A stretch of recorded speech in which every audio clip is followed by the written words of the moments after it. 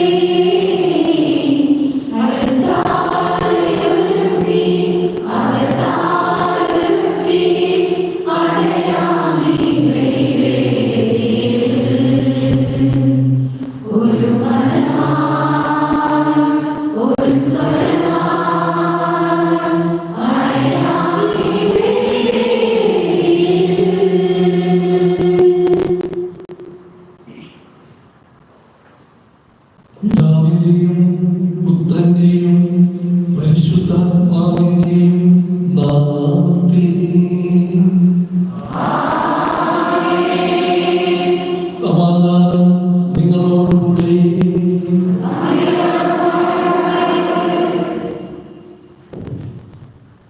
ക്രിസ്തുവിലെയും സ്നേഹം നിറഞ്ഞവരെ, ഇന്നേ ദിവസം നമുക്കായിട്ട് ദൈവത്തിൽ അർപ്പിച്ച് പ്രാർത്ഥിക്കുവാൻ ഇന്നേ ദിവസം നമുക്ക് 2 അതിഥികളുണ്ട്. കുർബാന നമുക്കായിട്ട് ഇന്നേ ദിവസം ചൊല്ലുന്നത് അംബ്രോസ് വീട്ടിൽ പിതാവാണ്, കോട്ടപ്പുറം രൂപതയുടെ മെത്രാനാണ്. ഒപ്പം കൂടെയുള്ളത് ജെയിംസ് ആനന്ദ പിതാവാണ്. പിതാവ് ആലപ്പുഴ രൂപതയുടെ എൻ്റെ പിതാവ് കൂടെയാണ്. രണ്ടുപേരെയും എല്ലാവരുടെയും നാമത്തിൽ നമ്മുടെ ജെറുസലേമിലെ മലയാളം കൂട്ടായ്മയിലേക്ക്, കുടുംബത്തിലേക്ക് ഏറ്റവും ഹാർദവുമായിട്ട് സ്വാഗതം ചെയ്യുന്നു.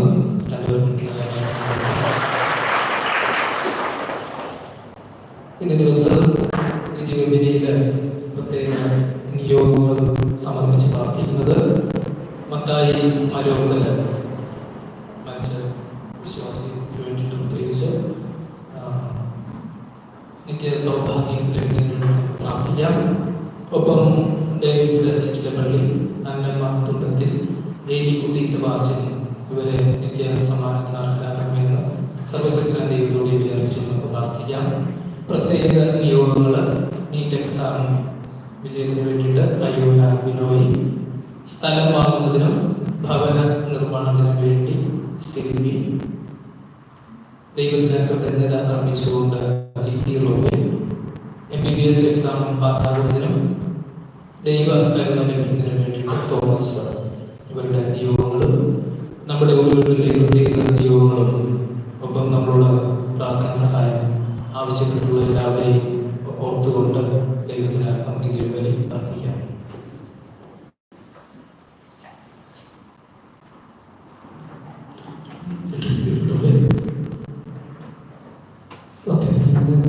നിങ്ങളുടെ മുഴുവനായിട്ട് എൻ്റെ ജീവിതത്തിൽ ഒരു ഭാഗ്യമായിട്ട് ഞാൻ കരുതുന്നു. കാരണം ജെയിംസ് പിതാവിന് രാവിലെ ചോദിച്ചു, ഞാൻ ഇന്ന സ്ഥലത്ത് പോകുന്നുണ്ട്, എവിടേക്കാണെന്ന് അറിയില്ല, വരാം.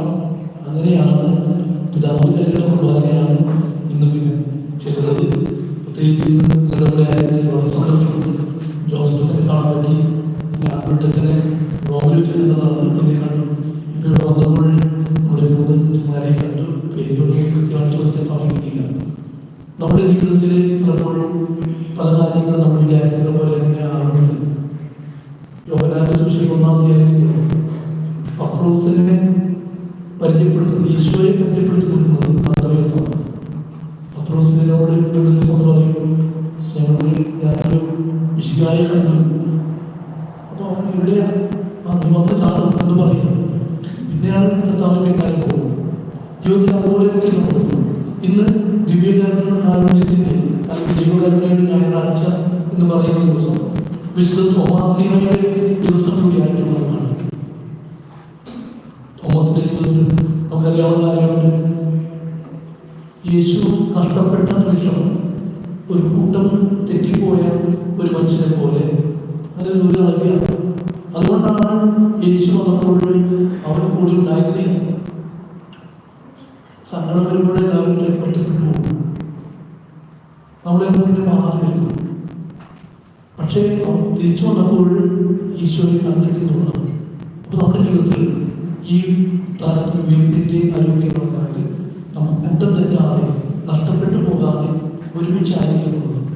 അപ്പോൾ ഒരുമയുടെ ഒരു വലിയ സുവിശേഷമായി തീരാൻ വിളിക്കപ്പെട്ടവരാണ് നമ്മളെല്ലാവരും. നമ്മുടെ കുടുംബത്തിൽ ഒരുമിച്ചിരിക്കാം, നമ്മുടെ സമൂഹത്തിൽ ഒന്നായിരിക്കാം, നമ്മൾ മനുഷ്യനോട് കൃപയ്ക്ക് നന്ദി പറയാം. ഇവിടെ ആയിരിക്കുന്ന നിമിഷങ്ങളിൽ ദൈവം നമ്മളെ അനുഗ്രഹിക്കണം. ദൈവത്തിന് കാരുണ്യം നമ്മളിലേക്ക് നിരവധിയായി ലഭിക്കുന്നുണ്ട്. അതിനൊക്കെ നന്ദി പറഞ്ഞുകൊണ്ട് നമുക്ക് ഈ ബലി പങ്കുചേരാം. ഞങ്ങളെയൊക്കെ സ്വീകരിച്ചതിന് ഹോസ്പിറ്റലിനോട് ഭാഗ്യത്തിന് നന്ദി പറഞ്ഞുകൊണ്ട് ഈ ബലിയിൽ നമുക്ക് പങ്കുചേരാം. നമ്മൾ ചേർത്ത് വെച്ച യോഗവും നമ്മുടെ ഓരോരുത്തരെയും വ്യക്തിപരമായ യോഗങ്ങളും സമർപ്പിച്ചുകൊണ്ട് നമുക്ക് പ്രാർത്ഥിക്കാം. സഹോദരരെ, ദിവരഹസ്യം കൊണ്ടാടുന്നത് നാം യോഗ്യരാകേണ്ടത് നമ്മുടെ പാപങ്ങൾ ഏറ്റുപറയാം. സർവശക്തനായ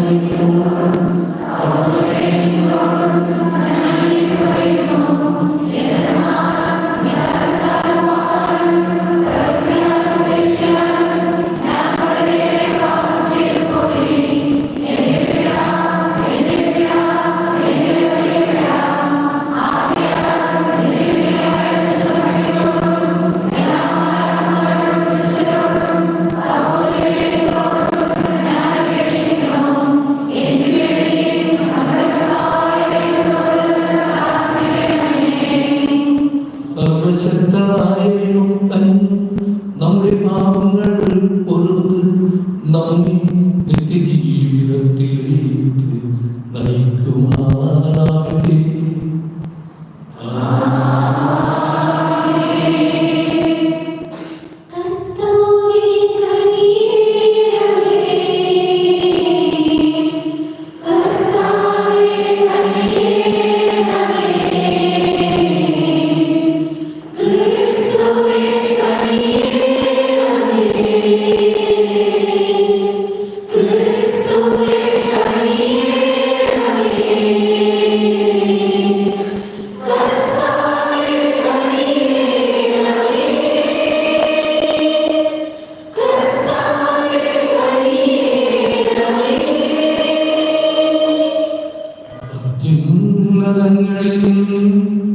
ദൈവത്തിനു മഹത്വം.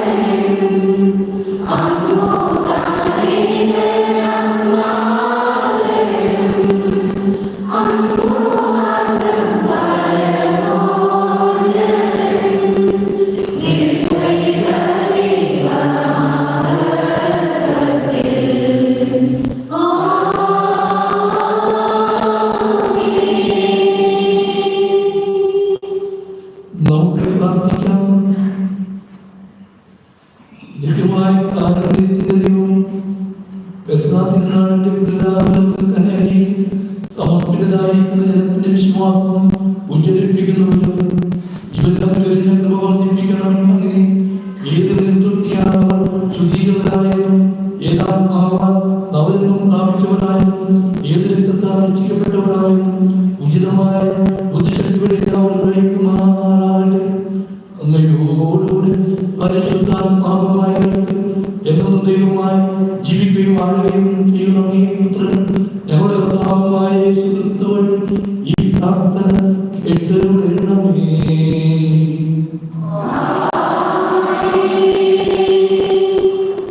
ഒന്നാം വായന അപ്പസ്തോലന്മാരുടെ പ്രവർത്തനങ്ങളിൽ നിന്ന് 5-ാം അധ്യായം 12 മുതൽ 16 വരെ വാക്യങ്ങൾ. അക്കാലത്ത് അപ്പസ്തോലന്മാരുടെ കരങ്ങൾ വഴി ജനമധ്യത്തിൽ വളരെ അടയാളങ്ങളും അത്ഭുതങ്ങളും സംഭവിച്ചുകൊണ്ടിരുന്നു. അവർ ഏക മനസ്സോടെ സോളമന്റെ മണ്ഡപത്തിൽ ഒന്നിച്ചു കൊടുക്കുക പതിവായിരുന്നു. മറ്റുള്ളവരിൽ ആരും തന്നെ അവരോട് ചേരാൻ ധൈര്യപ്പെട്ടില്ല. എന്നാൽ ജനം അവരെ ബഹുമാനിച്ചു പോന്നു. കർത്താവ് വിശ്വസിച്ച പുരുഷന്മാരുടെയും സ്ത്രീകളുടെയും സംഖ്യ വർദ്ധിച്ചുകൊണ്ടേയിരുന്നു. അവർ രോഗികളെ തെരുവീതികളിൽ കൊണ്ടുവന്ന് കിടക്കുകളിലും കട്ടിലുകളിലും കിടത്തിയിരുന്നു. പത്രോസ് കടന്നു പോകുമ്പോൾ അവരുടെ നിഴലിലും അവരിൽ ഏതാനും പേരുടെ മേൽ പതിക്കുന്നതിനു വേണ്ടിയായിരുന്നു അത്. അശുദ്ധാത്മാക്കൾ ബാധിച്ചവരെയും രോഗികളെയും വഹിച്ചുകൊണ്ട് ജനം ജെറുസലേമിന് ചുറ്റുമുള്ള പട്ടണങ്ങളിൽ വന്നിരുന്നു. എല്ലാവർക്കും രോഗശാന്തി ലഭിച്ചു. കർത്താവിന്റെ വചനം. പ്രതിവചന സങ്കീർത്തനം. കർത്താവിന് കൃതജ്ഞത അർപ്പിക്കുവിൻ, അവിടുത്തെ കാരുണ്യം എന്നേക്കും നിലനിൽക്കുന്നു.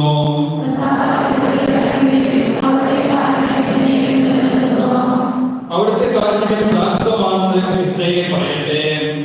അവിടുത്തെ കാരുണ്യം ശാശ്വതമാണെന്ന് മക്കളോട് ഭവനം പറയട്ടെ. അവിടുത്തെ കാരുണ്യം ശാശ്വതമാണെന്ന് കർത്താവിന്റെ ഭക്തന്മാർ പറയട്ടെ. കർത്താവിന് കൃതജ്ഞത അർപ്പിക്കുവിൻ, അവിടുത്തെ കാരുണ്യം എന്നേക്കും നിലനിൽക്കുന്നു.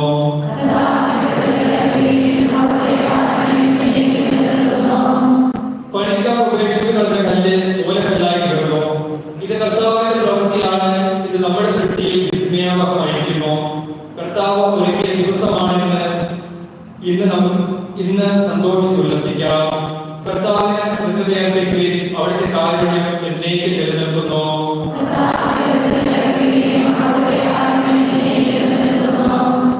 കർത്താവേ, ഞങ്ങൾ അങ്ങയോട് അപേക്ഷിക്കുന്നു, ഞങ്ങളെ രക്ഷിക്കണമേ. കർത്താവേ, ഞങ്ങൾ അങ്ങയോട് അപേക്ഷിക്കുന്നു, ഞങ്ങൾക്ക് വിജയം നൽകണമേ. കർത്താവിന്റെ നാമത്തിൽ വരുന്നവൻ അനുഗ്രഹിതൻ. ഞങ്ങൾ കർത്താവിന്റെ ആലയത്തിൽ നിന്ന് നിങ്ങളെ ആശീർവദിക്കും. കർത്താവാണ് ദൈവം, അവിടുന്നാണ് നമുക്ക് പ്രകാശം നൽകിയത്. കർത്താവിന് കൃതജ്ഞത അർപ്പിക്കുവിൻ, അവിടുത്തെ കാരുണ്യം എന്നേക്കും നിലനിൽക്കുന്നു.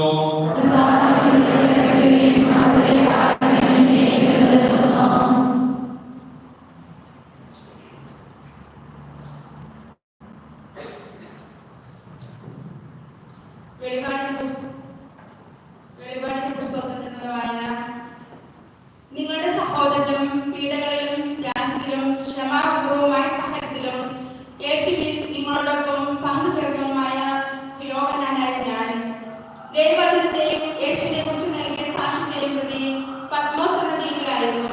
കർത്താവിന്റെ ദിനത്തിൽ ഞാൻ ആത്മാവിൽ ലയിച്ചിരിക്കെ കാഹളത്തിന്റേതുപോലുള്ള ഒരു വലിയ സ്വരം എന്റെ പുറകിൽ നിന്ന് കേട്ടു. നീ കാണുന്നത് ഒരു ഗ്രന്ഥത്തിൽ എഴുതി 7 സ്ഥലങ്ങളിലും സഭകളിലും അയച്ചു കൊടുക്കുക.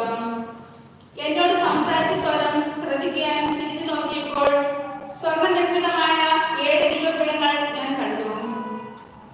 ദീപപീഠങ്ങളുടെ മധ്യേ മനുഷ്യപുത്രനെ പോലുള്ള ഒരുവൻ. അവന് പാദം വരെ നീണ്ടു കിടക്കുന്ന മേലങ്കി, സ്വർണ്ണം കൊണ്ടുള്ള ഇടക്കച്ച. അവനെ കണ്ടപ്പോൾ ഞാൻ മരിച്ചവനെ പോലെ അവന്റെ കാലിൽ വീണു. അപ്പോൾ അവൻ വലത്ത് കൈ എന്റെ മേൽ വെച്ചുകൊണ്ട് പറഞ്ഞു, ഭയപ്പെടേണ്ട, ഞാനാണ് ആദ്യം അന്തവും ജീവിക്കുന്നവനും.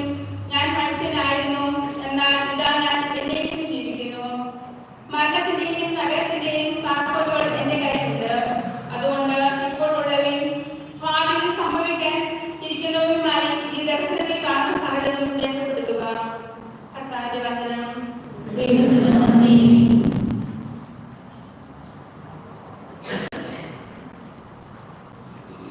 സത്യവചനം നിത്യവചനം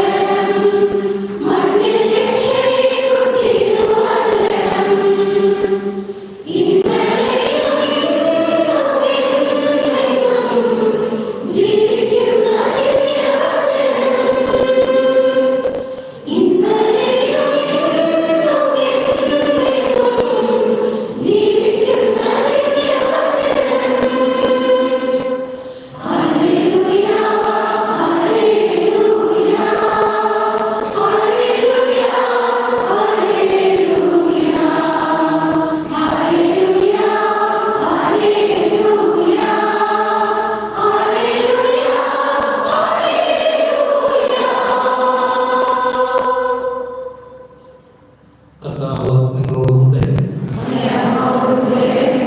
യോഹന്നാന്റെ വിശുദ്ധ സുവിശേഷത്തിലുള്ള വായന.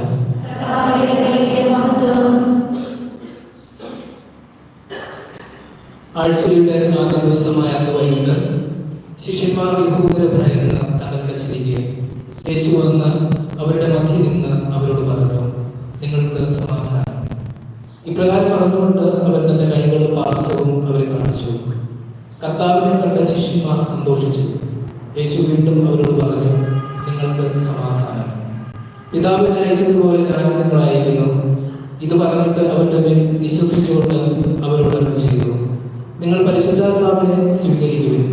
നിങ്ങൾ ആരുടെ പാപങ്ങൾ ക്ഷമിക്കുന്നുവോ അവ അവരോട് ക്ഷമിക്കപ്പെട്ടിരിക്കും. നിങ്ങൾ ആരുടെ പാപങ്ങൾ ബന്ധിക്കുന്നുവോ അവ ബന്ധിക്കപ്പെട്ടിരിക്കും. 12 പേരിൽ ഒരുവനും ദിദിമോസ് എന്ന് വിളിക്കപ്പെടുന്നവരുമായ തോമസ് യേശു വന്നപ്പോൾ അവരോട് കൂടെ ഉണ്ടായിരുന്നില്ല. അതുകൊണ്ട് മറ്റു ശിഷ്യന്മാർ അവനോട് പറഞ്ഞു, ഞങ്ങൾ കർത്താവിനെ കണ്ടു. എന്നാൽ അവൻ പറഞ്ഞു, അവന്റെ കൈകളിൽ ആണികളുടെ പഴുതുകൾ ഞാൻ കാണുകയും അവയിൽ എന്നെ വിലക്കിടുകയും അവന്റെ പാർശ്വത്തിൽ എന്റെ കൈവയ്ക്കുകയും ചെയ്തല്ലാതെ ഞാൻ വിശ്വസിക്കുകയില്ല. 8 ദിവസങ്ങൾക്ക് ശേഷം വീണ്ടും അവന്റെ ശിഷ്യന്മാർ വീട്ടിലായിരുന്നപ്പോൾ തോമസും അവരോട് കൂടെ ഉണ്ടായിരുന്നു. വാതിലുകൾ അടച്ചിരുന്നു. യേശു വന്ന് അവന്റെ മധ്യത്തിൽ നിന്നുകൊണ്ട് പറഞ്ഞു, നിങ്ങൾക്ക് സമാധാനം. അവൻ തോമസിനോട് പറഞ്ഞു, നിന്റെ വിരൽ ഇവിടെ കൊണ്ടുവരിക, എന്റെ കൈകൾ കാണുക. നിന്റെ കൈ നീട്ടി എന്റെ പാർശ്വത്തിൽ വയ്ക്കുക. അവിശ്വാസിയാകാതെ വിശ്വാസിയായിരിക്കുക. തോമസ് പറഞ്ഞു, എന്റെ കർത്താവേ, എന്റെ ദൈവമേ. യേശു അവനോട് പറഞ്ഞു, നീ എന്നെ കണ്ടതുകൊണ്ട് വിശ്വസിച്ചു. കാണാതെ തന്നെ വിശ്വസിക്കുന്നവർ ഭാഗ്യവാന്മാർ. ഈ ഗ്രന്ഥത്തിൽ എഴുതപ്പെടാത്ത മറ്റനേകം അടയാളങ്ങളും യേശു ശിഷ്യരുടെ സാന്നിധ്യത്തിൽ പ്രവർത്തിച്ചു. എന്നാൽ ഇവ തന്നെ എഴുതപ്പെട്ടിരിക്കുന്നത് യേശു ദൈവപുത്രനായ ക്രിസ്തുവാണെന്ന് നിങ്ങൾ വിശ്വസിക്കുന്നതിനാണ്. അങ്ങനെ വിശ്വസിക്കുന്ന നിമിത്തം നിങ്ങൾക്ക് അവന്റെ നാമത്തിൽ ജീവൻ ഉണ്ടാകുന്നതിന് വേണ്ടിയാണ്. കർത്താവിന്റെ സുവിശേഷം.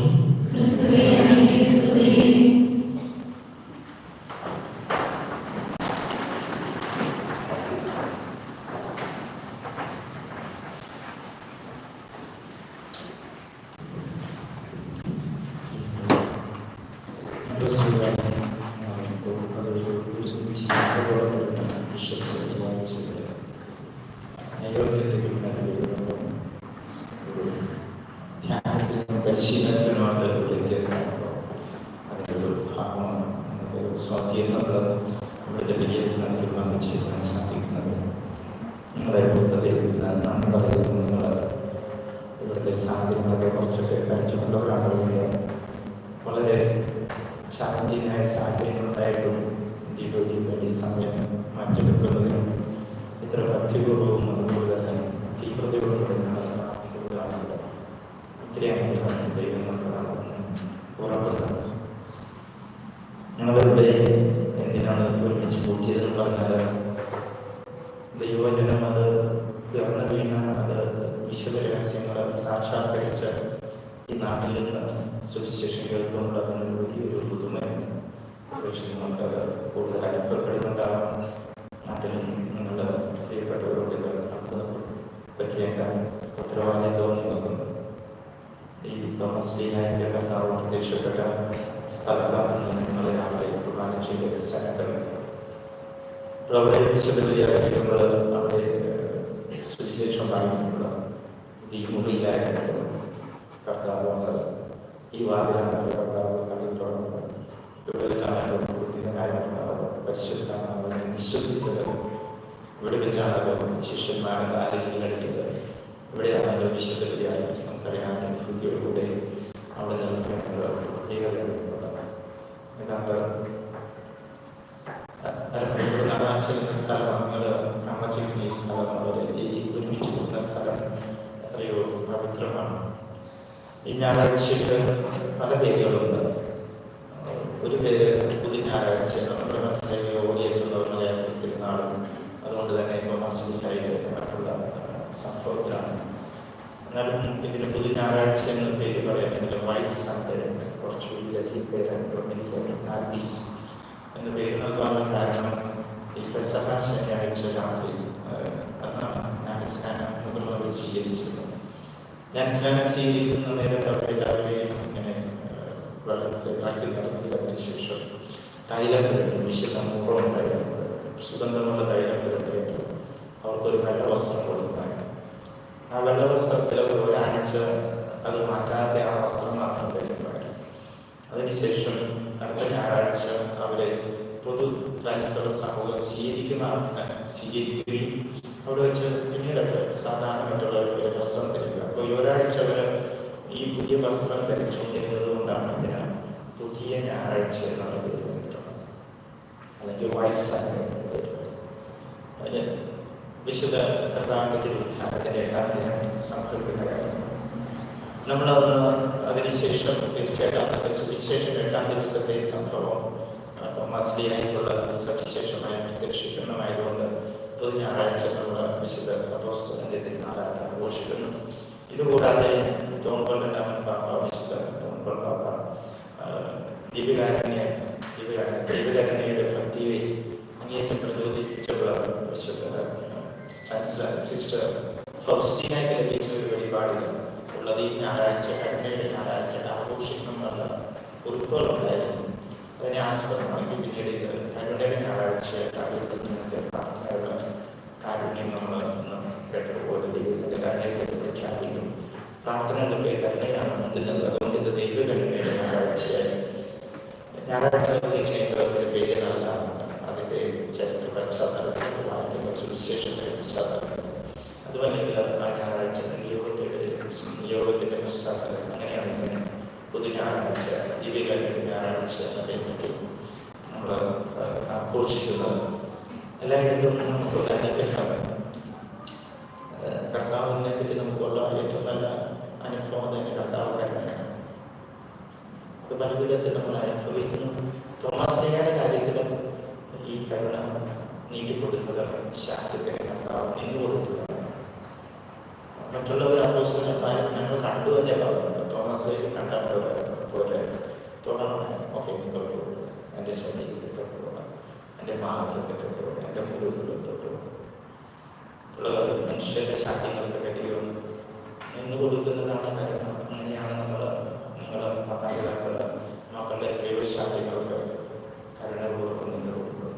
ഇത് നല്ല കാര്യമാണ്. നമ്മുടെ എല്ലാവരുടെയും ഒരു എക്സസൈസാണ്. കരുണയുടെ എക്സസൈസ് എന്ന് പറഞ്ഞാൽ ഇറങ്ങി വരിക, ശാക്തങ്ങൾക്കൊക്കെ ഒന്ന് പല കുരിച്ചു കൊടുക്കുക. അപ്പോൾ നമുക്ക് കരുണ കൂടുതൽ പങ്കിടുവാനായിട്ട് സാധിക്കും. ദൈവം നമ്മുടെ ശാക്തങ്ങൾക്ക് നിന്നും തരുന്നതും അതിൻ്റെ അനുഗ്രഹമാണ്. ഈ അടയാളങ്ങളിലൂടെ അവിടെ ഒളിപ്പിച്ചു വെച്ചിരിക്കുന്ന ദിവ്യരഹസ്യങ്ങളെന്നറിയും.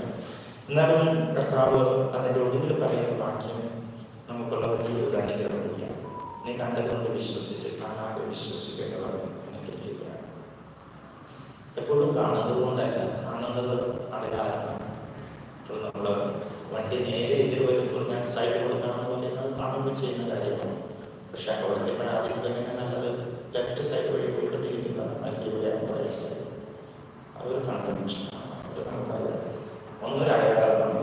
മറ്റേത് നമ്മൾ കണ്ടാൽ മാത്രമേ ഷാട്ടിൽ പിടിച്ചു കഴിഞ്ഞാൽ വിജയിക്കും. പക്ഷേ അത്രയും ഷാട്ടിലില്ലാതെ ഈ സമാധാനം കിട്ടുവാനായിട്ട് പറ്റും. അതുപോലെയാണ് നമ്മൾ കാണുക, തൊടുക, അതൊക്കെ തന്നെയാണ്. പക്ഷേ അതിലൂടെ നമുക്ക് കുറച്ചുകൂടി ആഴമായിട്ടുള്ള ദൈവമായിട്ടുള്ള സാമീപ്യം നമുക്ക് ലഭ്യമാണ്. ഏറ്റവും കൂടുതൽ അടയാളങ്ങൾ നമ്മൾ ഉപയോഗിക്കുന്നത് പ്രാർത്ഥനയിലാണ്. ഈ ദൈവത്തിന് ഒരു അടയാളമാണ് വാക്കുകളുടെ ദൈവം. അവിടുത്തെ സ്വരം നമ്മൾ കേൾക്കുമ്പോൾ നമുക്കത് ഈ വാക്കുകളിലൂടെ തോമസിനോട് പറഞ്ഞിട്ടുണ്ട്. തൊടാൻ ഈ സുവിശേഷത്തിലൂടെ നമുക്ക് കർത്താവിനെ തൊടാനായിട്ട് സാധിക്കും. കുർബാന സ്വീകരിക്കുമ്പോൾ അപ്പം നമ്മുടെ കയ്യിലുണ്ട്. പക്ഷെ നമ്മൾ കർത്താവിനെ തൊടുന്നു. അതല്ലെങ്കിൽ പോകാൻ അടയാളങ്ങൾ ഏറ്റവും കൂടുതൽ നമ്മൾ ഉപയോഗിക്കുന്നത് പ്രാർത്ഥനയിൽ തന്നെയാണ്. ആ അടയാളങ്ങളിലൂടെ നമുക്ക് ആനന്ദപ്പെടാനായിട്ട് സാധിക്കും. മനസ്സുകൊണ്ട് നമുക്ക് എത്താവുന്ന സഞ്ചരിക്കണമെങ്കിൽ ഹൃദയം കൊണ്ട് എത്താവുന്ന ദൂരം, അത് ശരീരത്തിൽ എത്താവുന്ന ദൂരത്തിലാണ്. തൊടുന്ന ദൂരം ഇത്രയും, പക്ഷെ ഹൃദയം കൊണ്ട് നമുക്ക് മാത്രം തൊടുവാനായിട്ട് സാധിക്കും. അതുകൊണ്ട് കാണാതെ വിശ്വസിക്കുക എന്ന് പറയുന്നത് വലിയ അനുഗ്രഹമാണ്. കർത്താവിനെയാണ് കാര്യപ്പെട്ടിട്ടുള്ളത്. ഹൃദയം കൊണ്ട് നമുക്ക് എത്താവുന്നത്, ഹൃദയം കൊണ്ട് കർത്താവിനെ കാണുവാൻ പറ്റിയിട്ടുള്ളത്. തോമസ് ലീഗായിട്ട് കർത്താവ് ഒരു കണ്ടീഷൻ വെച്ചിട്ടുണ്ട്. ആ കണ്ടീഷൻ ഉണ്ട്. തോമസ് ലീഗ പറഞ്ഞു, ഞാൻ കാണാതെ വിശ്വസിക്കുന്നു പറഞ്ഞു. പക്ഷെ 8 ദിവസം കാത്തിരിക്കുന്നത് അതൊരു ഓർമ്മപ്പെടുത്തുക. ഞങ്ങൾ പ്രസുദ്ധാവ് ആരംഭത്തിൽ പറഞ്ഞതുപോലെ തന്നെ നീ ഒറ്റയ്ക്ക് ഞാൻ കാണാനും പറ്റത്തില്ല, കൂട്ടത്തിൽ വന്നിരുന്നാൽ ഞാൻ പറയാം. അപ്പോൾ അവരോടൊപ്പം ചെന്നപ്പോഴാണ് തോമസ് ലീഗായിട്ട് കർത്താവ് പ്രത്യക്ഷപ്പെടുന്നത്. എന്താണ് ഈ ആഴ്ചയുടെ ആദ്യ ദിവസത്തിൻ്റെ പ്രത്യേകത? പിന്നീട് എങ്ങനെയാണ് ആഴ്ചകൾ അങ്ങനെ അവർ ആ ദിവസത്തിന് അവർ തുടർച്ച കൊണ്ടുവന്നത്? ആഴ്ചയുടെ ആദ്യ ദിവസം ഈശോ അപ്പം മുറിച്ചു കൊടുത്തു. ആഴ്ചയുടെ ആദ്യ ദിവസം ഈശോ കുർബാനയെ വ്യാഖ്യാനിച്ചു. ചുരുക്കത്തിൽ നമ്മുടെ കുർബാനയുടെ ആരംഭം കർത്താവ് ഉദ്ധാനം ചെയ്ത് അന്ന് ചെയ്ത അതേ 2 കാര്യങ്ങളാണ്. അപ്പം മുറിച്ചു കൊടുക്കുക, വചനം വ്യാഖ്യാനിച്ചു. അതിനുവേണ്ടി അവർ ഓരോ ആഴ്ചയിൽ ഒരുമിച്ച് കൊടുത്തു. ഇപ്പോൾ ക്രൈസ്തവർ ഇങ്ങനെ ഒരുമിച്ച് വന്നിരുന്ന കർത്താവിൻ്റെ ദിനമായി രൂപാന്തരപ്പെട്ട ഞായറാഴ്ചകളിൽ ചേരുമ്പോഴാണ് നമുക്ക് കർത്താവിനെ തൊടുവാൻ പറ്റുന്നത്. അത് വളരെ പ്രധാനപ്പെട്ട ഘടകമാണ്. നമ്മളിവിടെ ഞായറാഴ്ച ദിവസം ഇവിടെ വരുന്നത് പരസ്പരം കാണുന്ന ഒരു സൗഹൃദത്തിന് മാത്രമല്ല, ഇവിടെ നമുക്ക് കർത്താവിൻ്റെ ബലിയാൻ സാധിക്കും. ക്രൈസ്തവർക്ക് എല്ലാ ദിവസവും കുർബാന വളരെ പിൻകാലത്ത് മാത്രമാണ് അങ്ങനെയുള്ള ഒരു പാരമ്പര്യങ്ങൾ. പക്ഷേ എല്ലാവർക്കുണ്ടായിരുന്നത് ഞായറാഴ്ചത്തോടുള്ള ബലിയാണ്. അത് മുടങ്ങരുതെന്നും ഹെബ്രായക്കാരുടെ ലേഖനങ്ങളുണ്ട്. നമ്മുടെ ഈ കൂട്ടായ്മ കാണുന്നുണ്ട്. കൂട്ടായ്മയിൽ മാത്രമേ ബലികളിക്കുന്നു. അവിടെ അപ്പത്തിലും വചനത്തിലും നമുക്ക് മനസ്സിലാക്കാം.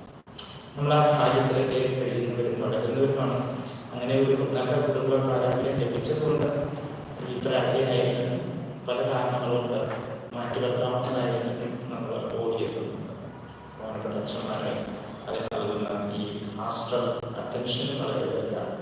നമ്മളെ ഒരുമിച്ച് വരുവാനും ഉപസാരിപ്പിക്കുവാൻ പ്രാർത്ഥിച്ചിരുവാനും ജപമാല ചൊല്ലുവാനും പ്രിയപ്പെട്ട പരിശുദ്ധ കുർബാനയെ ആരാധിക്കുവാനായിട്ടുള്ള ഈ സമയങ്ങൾ ഒരുമിച്ച് വരും.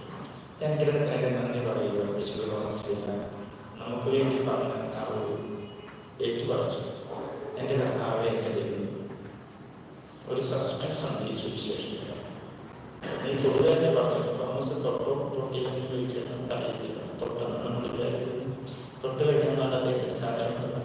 പിന്നെ ധ്യാനം ചെയ്ത കർത്താവിനെ എൻ്റെ കൈകൊണ്ട് തൊട്ടതെന്ന് സാക്ഷ്യം കേൾക്കാം. എന്നെ തൊട്ടില്ലെങ്കിലോ കണ്ടപ്പോൾ തന്നെ തോമസ് വിശ്വസിക്കുകയും ചെയ്യും. ഇപ്പോൾ നമുക്ക് ഇതെല്ലാം അടയാളങ്ങളുടെ അനുഗ്രഹത്തെ ഓർത്ത് വേണ്ടിയ കുർബാനയിലേക്കുള്ള ഈ അടയാളങ്ങളുടെ പരിശുദ്ധാത്മാവ് നമുക്ക് വേണ്ടി പ്രസാദകരം നൽകുന്നു. അങ്ങനെ അടയാളങ്ങളോട് നൽകപ്പെടുന്ന പ്രസാദകരത്തെയാണ് സാധാരണ ഉദാസമെന്ന് വിശേഷിക്കും. എല്ലാ ഉദാസകളും അടയാളങ്ങളോട് നൽകാനുള്ള പ്രസാദം. അതുപോലെ ധന്യരായ ദൈവങ്ങളെ പ്രാർത്ഥിക്കുന്നു. വിശുദ്ധനാഥരായിരിക്കുമ്പോൾ നമ്മുടെ നാട്ടിൽ പ്രാർത്ഥിക്കുക. ഇവിടെ നിന്ന് കർത്താവ് ലോകത്തിലേക്കുള്ള ശിഷ്യന്മാരെ പറഞ്ഞു വിട്ടത്. അതുകൊണ്ട് തന്നെ നിങ്ങൾ ഓരോരുത്തരും ഈ മണ്ണിൽ നിന്നുള്ള ഇവിടുത്തെ ക്രൈസ്തവ ജീവിതം ആരംഭിച്ചിട്ട് പൂർവ്വപിതാക്കന്മാരുടെ രാജ്യം വിശുദ്ധന്മാരുടെ അപ്പോസ്തലന്മാരുടെ പുണ്യഗുരു വിശുദ്ധ സ്റ്റീഫൻ, ആദ്യത്തെ രക്തസാക്ഷി, മരിച്ച പ്രവാചകന്മാരുടെ കലാപകൾ, എനിക്ക് ഒത്തിരി അതിവിശുദ്ധ സ്ഥലമാണ് കർത്താവിൻ്റെ നഗരമായ ജെറുസലേം. അതിൽ നമ്മളെല്ലാവരും നമ്മുടെ ആത്മീയ അമ്മയെ വിളിക്കുന്നത് ഈ നഗരത്തിൽ കൂടിയാണ്. അപ്പോൾ ഇവിടുത്തെ അനുഗ്രഹങ്ങളെന്നുള്ള ഉണ്ടാവട്ടെ. നിങ്ങളുടെ എല്ലാ നിയോഗങ്ങളും കർത്താവ് കാര്യങ്ങളോട് സഹകരിക്കട്ടെ.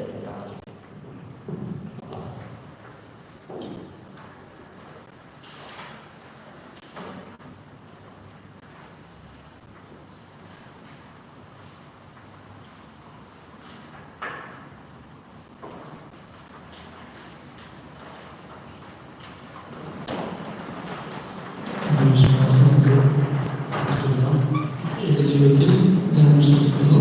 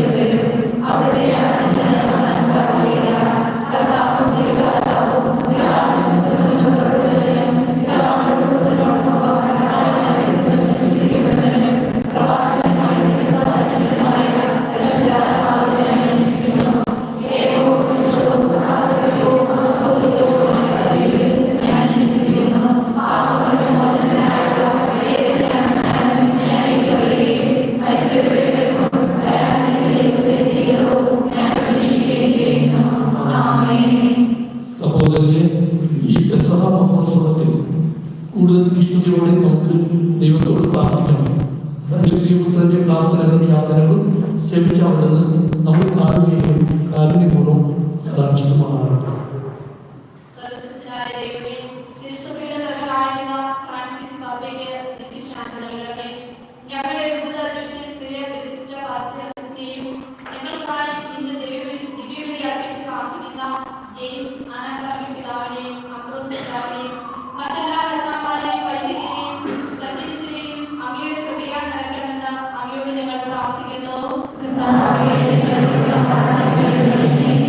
ദൈവകരുണയുടെ തിരുനാൾ ആഘോഷിക്കുന്ന ഇന്നേ ദിവസം ഞങ്ങളുടെ മാതൃരാജ്യത്തെയും ഞങ്ങൾ ജോലി ചെയ്യുന്ന ഈ നാടിനെയും മറ്റെല്ലാ രാജ്യങ്ങളെയും ഞങ്ങൾ അങ്ങേക്ക് സമർപ്പിക്കുന്നു. ലോക നേതാക്കൾ സമാധാനം ആഗ്രഹിക്കുവാനും ജനതകൾ പരസ്പരം കരുണയും സ്നേഹവും ഐക്യവും സഹവർത്തിത്വവും ഉള്ളവരാകാനും കൃപ നൽകണമെന്ന് ഞങ്ങൾ പ്രാർത്ഥിക്കുന്നു. സ്നേഹസ്വരൂപനായ ദൈവമേ, ഞങ്ങളുടെ ഓരോരുത്തരുടെയും കുടുംബങ്ങളെ അങ്ങേക്ക് ഞങ്ങൾ സമർപ്പിക്കുന്നു. പരസ്പര സ്നേഹവും ഐക്യവും ഞങ്ങളുടെ കുടുംബങ്ങളിൽ വളർത്തണമേ. ഒരുമിച്ച് പ്രാർത്ഥിക്കുന്ന, ഒരുമിച്ച് ഭക്ഷിക്കുന്ന കുടുംബങ്ങളായി നിലനിർത്തണമെന്ന് അങ്ങയോട് ഞങ്ങൾ പ്രാർത്ഥിക്കുന്നു. കുടുംബങ്ങളിൽ നിന്ന് അകലെയായിരിക്കുന്ന ഞങ്ങൾ ഓരോരുത്തരെയും ഞങ്ങൾ അങ്ങേക്ക് സമർപ്പിക്കുന്നു. ഞങ്ങളുടെ പ്രയാസങ്ങളിൽ അങ്ങ് ഞങ്ങളോടൊപ്പം ഉണ്ടാകണമേ. ഞങ്ങളുടെ ഇടയിൽ രോഗികളായും ആശുപത്രികളിലും ഭവനങ്ങളിലുമായിരിക്കുന്ന എല്ലാവരെയും സുഖപ്പെടുത്തണമെന്ന് അങ്ങയോട് ഞങ്ങൾ പ്രാർത്ഥിക്കുന്നു. ജീവദാതാവായ ദൈവമേ, ഞങ്ങളുടെ കുടുംബങ്ങളിൽ നിന്ന് മരണം മൂലം വേർപിരിഞ്ഞു പോയവർക്ക് നിത്യജീവൻ പ്രദാനം ചെയ്യണമെന്ന് അങ്ങയോട് ഞങ്ങൾ പ്രാർത്ഥിക്കുന്നു. മൗനമായി വ്യക്തിപരമായ യോഗങ്ങൾ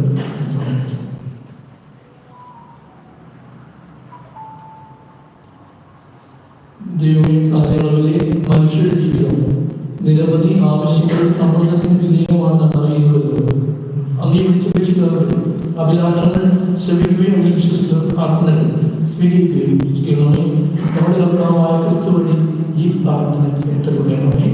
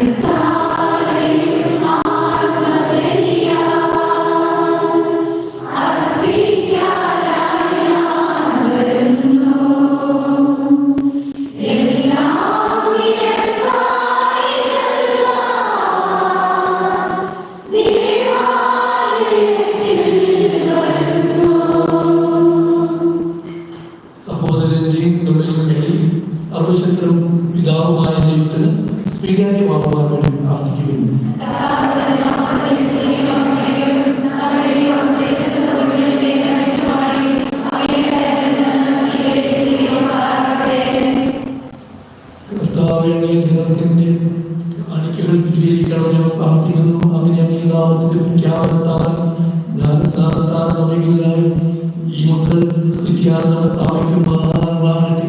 ഞങ്ങളുടെ കർത്താവായ ക്രിസ്തുവിൽ ഈ പ്രാർത്ഥന കേട്ടരുളേണമേ.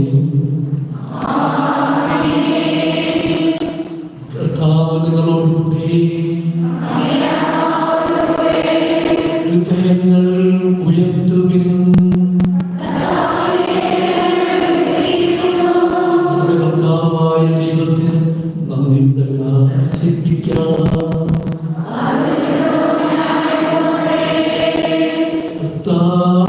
എല്ലാ കാലത്തും വിശേഷിക്കാം ഞങ്ങളുടെ കുഞ്ഞാടായ ക്രിസ്തു ബലിയർപ്പിക്കപ്പെട്ട ഈ കാലയളവിൽ അങ്ങയെ മഹാമഹിമയോടെ ഏറ്റുപറയുന്നത് യഥാർത്ഥത്തിൽ ഉചിതവും ന്യായവും യോഗ്യവും രക്ഷാകരവുമാണല്ലോ.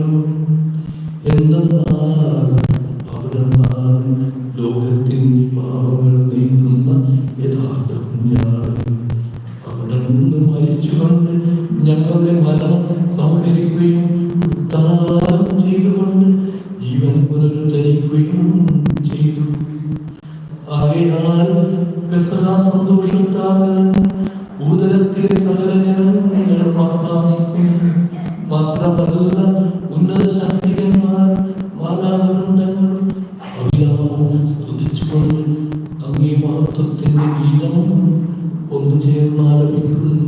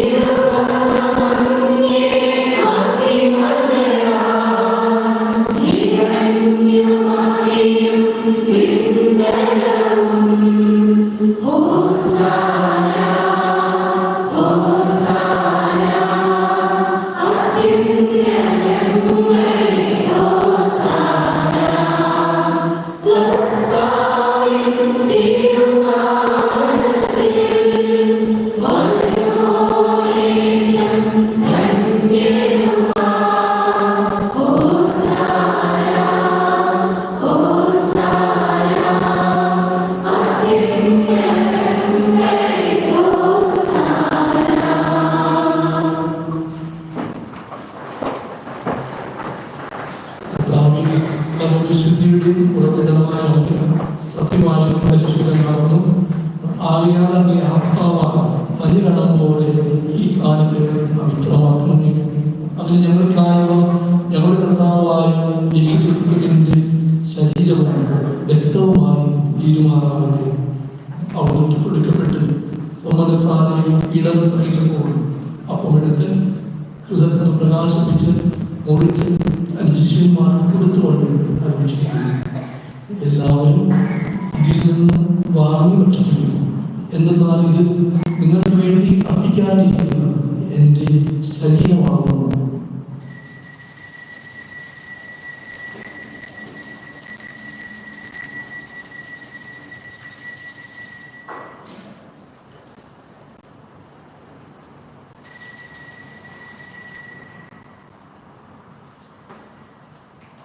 അപ്രകാരം കാലം കഴിഞ്ഞ് പാനപാത്രമെടുത്ത് വീണ്ടും അങ്ങേക്ക് കൃതജ്ഞത പ്രകാശിപ്പിച്ച് തന്റെ ശിഷ്യന്മാർക്ക് കൊടുത്തുകൊണ്ട് അറിയിച്ചിരിക്കുന്നു.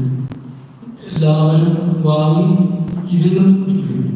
എന്നാൽ ഇത് നിങ്ങൾക്ക് വേണ്ടിയും അനേകർക്ക് വേണ്ടിയും പാപമോചനത്തിനായി ചിന്തപ്പെടാതിരിക്കുന്ന എൻ്റെ രക്തത്തിൻ്റെ നവീനവും സനാതനവുമായ ഉടമ്പടിയുടെ പാനപാത്രമാകുന്നു. ഇത് നിങ്ങൾ എൻ്റെ ഓർമ്മയ്ക്കായി ചെയ്യുന്നു.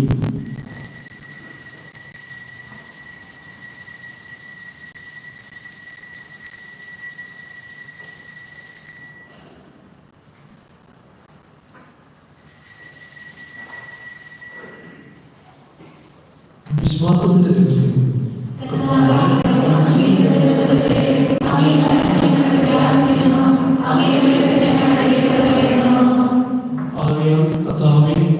അവിടുത്തെ മരണം ഓർത്തുകൊണ്ട് അങ്ങേ മുന്നിൽ നിൽക്കുന്നതിനും അങ്ങേ പരിചരിക്കുന്നതിനും അർഹരാക്കി തീർത്തതിന് ഞങ്ങൾ നന്ദി പറഞ്ഞുകൊണ്ട് ജീവന്റെ അപ്പവും രക്ഷയുടെ പാനപാത്രവും ഞങ്ങൾ അനുഗ്രഹിക്കുന്നു.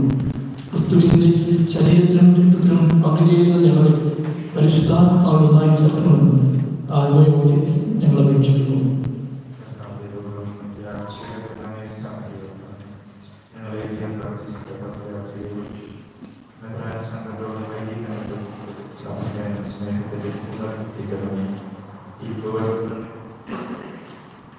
ഈ ലോകത്തിൽ ഫ്രാൻസിസിനെയും ഞങ്ങളുടെ പരേതരെയും ഓർക്കണമേ. അങ്ങേ പുത്രന്റെ മാതാവിനെ സദൃശ്യമായി അവിടത്തോട് ഒന്നായിത്തീരുന്നവരെ അവിടുത്തെ ഉദ്ധാനത്തിൽ ഉയർപ്പിന്റെ പ്രത്യാശയുടെ ബന്ധപ്പെടുന്ന ഞങ്ങളുടെ സഹോദരങ്ങളെയും അങ്ങേ കാഠിന്യത്തിൽ മരണമടഞ്ഞ സകലരെയും അങ്ങ് ഓർക്കുകയും അങ്ങേ മുഖത്തിന്റെ പ്രകാശത്തിലേക്ക് അവരെ സ്വീകരിക്കുകയും ചെയ്യുന്നു. ഞങ്ങൾ എല്ലാവരും കരുണത്ത് ഞങ്ങൾ പ്രാർത്ഥിക്കുന്നു.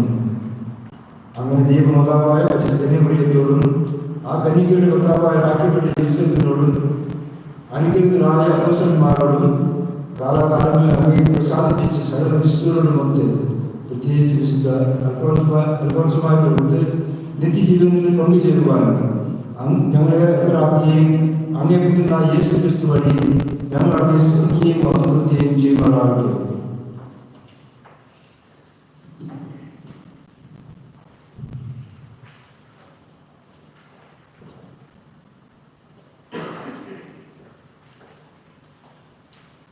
ക്രിസ്തുവിലൂടെ, ക്രിസ്തുവിനോടുകൂടെ, ക്രിസ്തുവിൽ തന്നെ സർവശക്തനായ ദൈവവും പിതാവുമായ അങ്ങയ്ക്ക് പരിശുദ്ധാത്മാവുമായ ഐക്യത്തിൽ എല്ലാ ബഹുമതിയും മഹത്വവും എന്നും എന്നേക്കും രക്ഷാകരമായ ഫലങ്ങളായും വിഭൂതിതരായും ദിവ്യോപദേശത്താൽ വിഭൂഷിതരായും നിർഭയം നമുക്ക് ഏറ്റുചൊല്ലാം. സുഖസ്ഥനായ ഞങ്ങളുടെ പിതാവേ,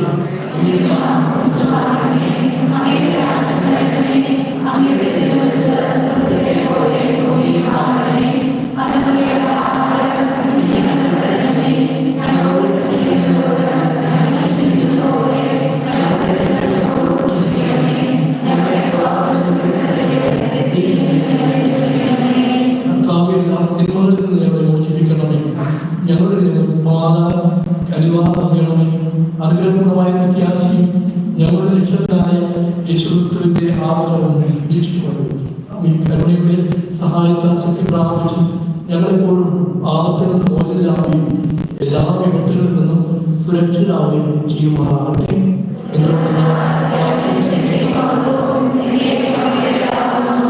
സമാധാനം ഞാൻ നിങ്ങൾക്ക് നൽകുന്നു, എന്റെ സമാധാനം നിങ്ങൾക്ക് ഞാൻ തരുന്നുവെന്ന് അങ്ങേ അപ്പോസ്തലന്മാരുടെ അടുത്ത് കർത്താവായ യേശുക്രിസ്തുവേ, ഞങ്ങളുടെ പാപങ്ങളല്ല പിന്നെയോ അങ്ങേ സഭയുടെ വിശ്വാസം അങ്ങേ തിരുവിടമനുസരിച്ച് സഭയ്ക്ക് സമാധാനവും നൽകുന്നതുമായ കനിയണമേ. എന്നും ജീവിക്കുകയും വാഴുകയും ചെയ്യുന്ന ഈ പ്രാർത്ഥന ഏറ്റുകൊള്ളണമേ. സമാധാനം നിങ്ങളോട് എപ്പോഴും ഉണ്ടായിരിക്കട്ടെ. നിങ്ങൾ പരസ്പരം സമാധാനം ആശംസിക്കും.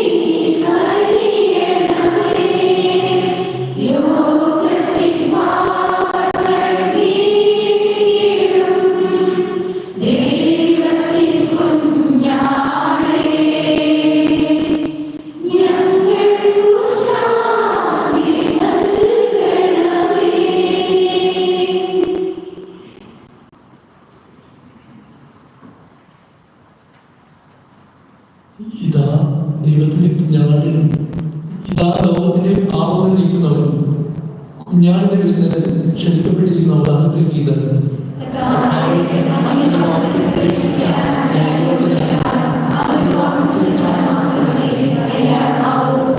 I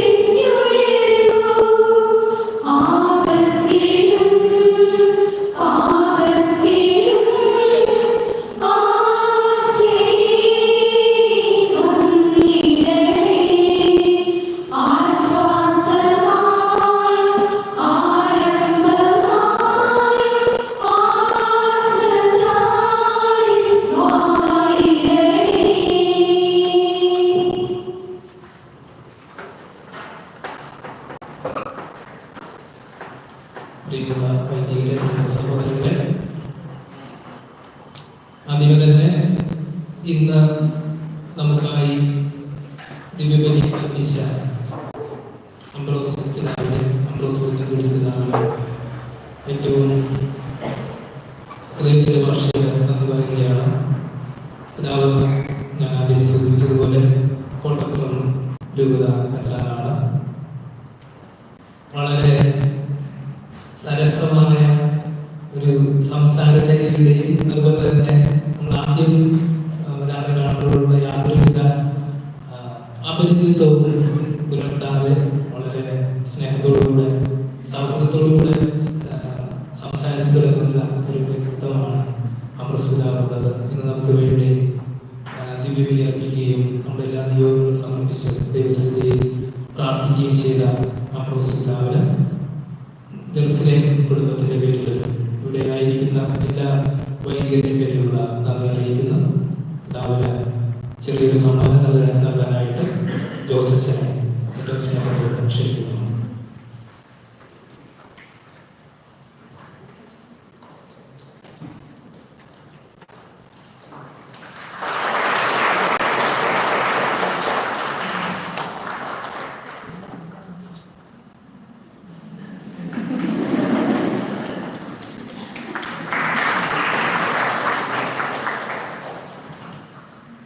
ജെയിംസിനാവാണ് നൽകുന്ന സഭാജന സന്ദേശം നൽകിയത്. ദൈവ വചനത്തിൽ പ്രത്യേകിച്ച് പിതാവ് ബൈബിൾ പണ്ഡിതനാണ്. ഇവിടെയും ജൂലൈസമാണ് പിതാവ് പ്രത്യേകമായിട്ട് പഠിച്ചിട്ടുള്ളത്. അതുപോലെ തിയോളജി ഇവിടെ നമുക്കായിട്ട് വളരെ വളരെ ആഴത്തിലുള്ള ലിറ്ററേച്ചറിയെ കുറിച്ചും അതുപോലെ തന്നെ വിശുദ്ധ ആസ്പദമാക്കിയിട്ട് വളരെ നല്ലൊരു സന്ദേശം നൽകിയ പിതാവിനെ ഏറ്റവും സ്നേഹത്തോടു കൂടെ ഓർക്കുന്ന പ്രത്യേകിച്ച് പിതാവ് ആലപ്പുഴ എൻ്റെ ആലപ്പുഴ ഇപ്പോൾ കൊച്ചി രൂപതയിൽ ഇപ്പോൾ നിലവിൽ പിതാവില്ല. കൊച്ചി രൂപതയുടെ അഡ്മിനിസ്ട്രേറ്ററിലൂടെയാണ് പിതാവിനെ ഏറ്റവും സ്നേഹത്തോടുകൂടെ നന്ദി അർപ്പിക്കുന്നു. പിതാവിനും ഒരു ചെറിയ സമ്മാനം കുടുംബത്തിലെ നൽകുവാനായിട്ട്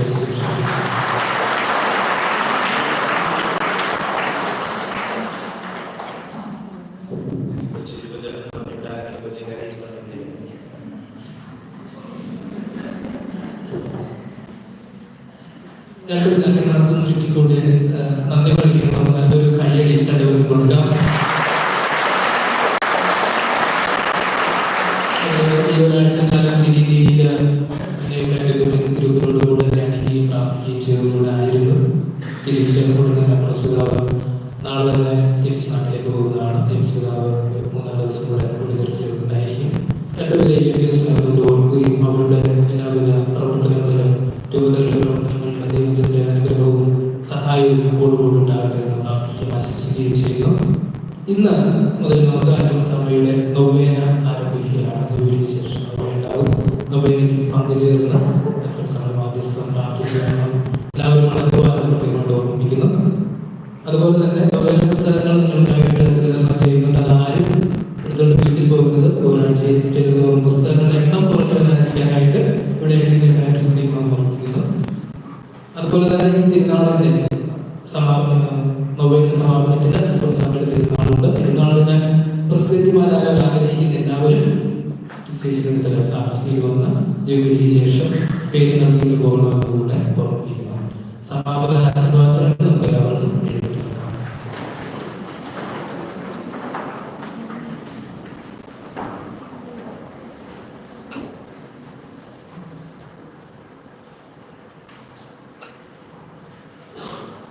കർത്താവിനോടുകൂടെ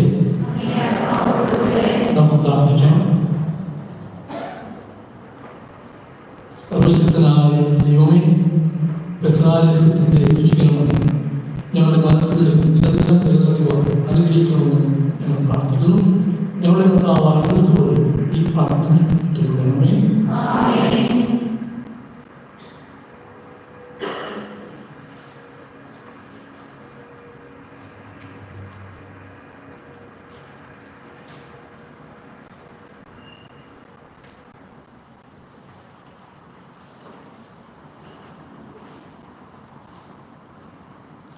കർത്താവിനോടുകൂടെ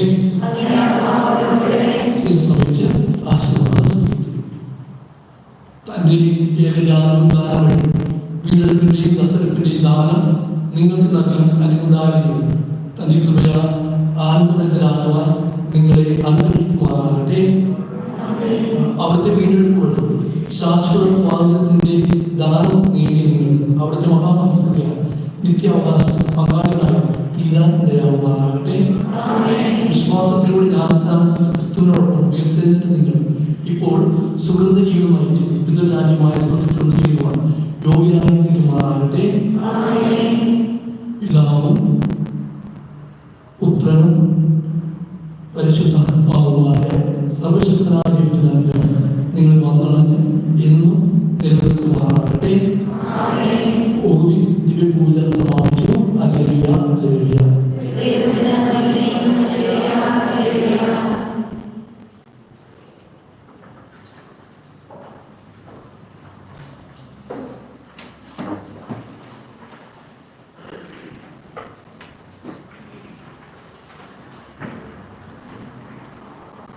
പ്രിയപ്പെട്ടവരെ, നമ്മുടെ തിരുനാളിനോടനുബന്ധിച്ച് നമ്മൾ വിശുദ്ധ അൽഫോൻസാമ്മയുടെ നൊവേന നവനാളിൽ ആരംഭിക്കുകയാണ്. അൽഫോൻസാമ്മയുടെ പ്രത്യേക മധ്യസ്ഥം വേണ്ടി നമുക്ക് പ്രാർത്ഥിക്കാം. അത്യുന്നതങ്ങളിൽ ദൈവത്തിന് സ്തുതി, ഭൂമിയിൽ മനുഷ്യർക്ക് സമാധാനവും പ്രത്യാശയും എപ്പോഴും എന്നേക്കും. ഇടിയോടെ ഉയർത്തുകയും വാക്കുകളിൽ കരുണവർഷിക്കുകയും ചെയ്യുന്ന സ്നേഹസ്വരൂപനായ ദൈവമേ, വിശുദ്ധ അൽഫോൻസാമ്മയെ ഞങ്ങൾക്ക് മാതൃകയും മധ്യസ്ഥയുമായി നൽകിയതിനെ ഓർത്ത് ഞങ്ങൾ അങ്ങയെ സ്തുതിക്കുന്നു. കുരിശുകാരിയുടെ വെളിയിൽ നിന്ന് സഹനത്തിന്റെ അർത്ഥം ഗ്രഹിച്ച വിശുദ്ധ ഞങ്ങൾക്ക് മധ്യസ്ഥയായി തീർന്നതിനെ ഓർത്ത് അങ്ങേക്ക് ഞങ്ങൾ നന്ദി പറയുന്നു. വിശുദ്ധയെ പോലെ സഹനത്തെ സന്തോഷപൂർവ്വം സ്വീകരിക്കുവാൻ ഞങ്ങളെ അനുഗ്രഹിക്കണമേ. പിതാവും പുത്രനും പരിശുദ്ധാത്മാവുമായ സർവേശ്വരനായ ക്രൂശിതനും പരിത്യക്തനുമായ ഈശോയെ അനുഗ്രഹിച്ച അൽഫോൻസാമ്മയെ,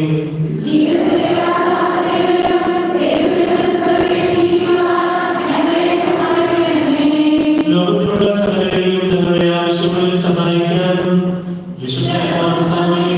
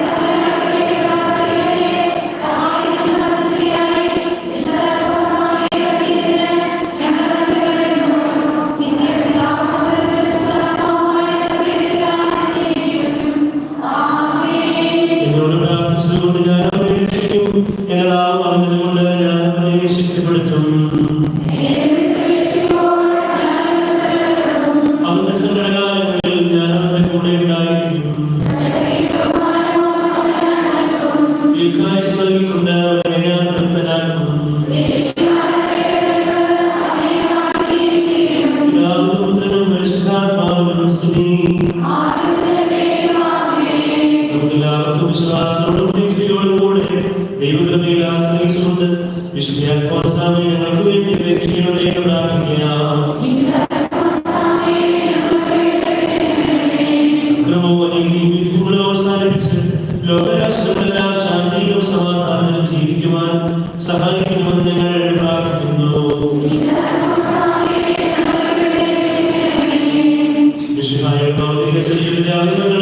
ഞങ്ങളെല്ലാവരും പരസ്പരം സ്നേഹത്തിലും ഐക്യത്തിലും ഏകോപിത പ്രവർത്തന ശൈലിയിലും ജീവിക്കുവാൻ സഹായിക്കണമെന്ന് ഞങ്ങൾ പ്രാർത്ഥിക്കുന്നു. ഞങ്ങളുടെ കുടുംബങ്ങളിൽ സമാധാനവും ശാന്തിയും പുലരാനും ഞങ്ങളുടെ കുട്ടികളും യുവജനങ്ങളും വിശുദ്ധിയിലും വിജ്ഞാനത്തിലും ദൈവത്തിന്റെയും മനുഷ്യരുടെയും രീതിയിലും വളർന്നു വരുവാനും അവരെ സഹായിക്കണമെന്ന് ഞങ്ങൾ പ്രാർത്ഥിക്കുന്നു. ഭാരതത്തിന്റെ പ്രഥമ വിശുദ്ധിയും കേരളത്തിൽ ഉണർന്ന സഹനപുഷ്പമായ വിശുദ്ധ അൽഫോൻസാമ്മയെ ജീവിതത്തിലെ സഹനങ്ങളെ ദൈവസൈന്യത്താൽ രക്ഷാകരമാക്കി തീർക്കുവാൻ ഞങ്ങൾക്ക് വേണ്ടി പ്രാർത്ഥിക്കണമേ.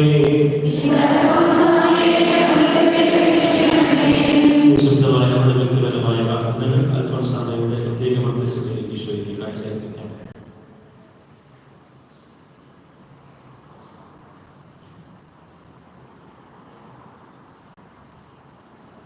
കർത്താവായ ദൈവമേ, അങ്ങ് പരിശുദ്ധനാകുന്നു. പരിശുദ്ധിയിലേക്ക് ഞങ്ങളെ വിളിക്കുന്നു. അധ്വാനിക്കുകയും ഭാരം വഹിക്കുകയും ചെയ്യുന്ന ഞങ്ങളെ ആശ്വസിപ്പിക്കുന്നതല്ലോ. ഞങ്ങളുടെ പാപങ്ങൾ പൊറുക്കുകയും തെറ്റുകൾ ക്ഷമിക്കുകയും ചെയ്യണമേ. സകലത്തിന്റെയും നാഥാ എന്നേക്കും. ഈശോനാഥാ,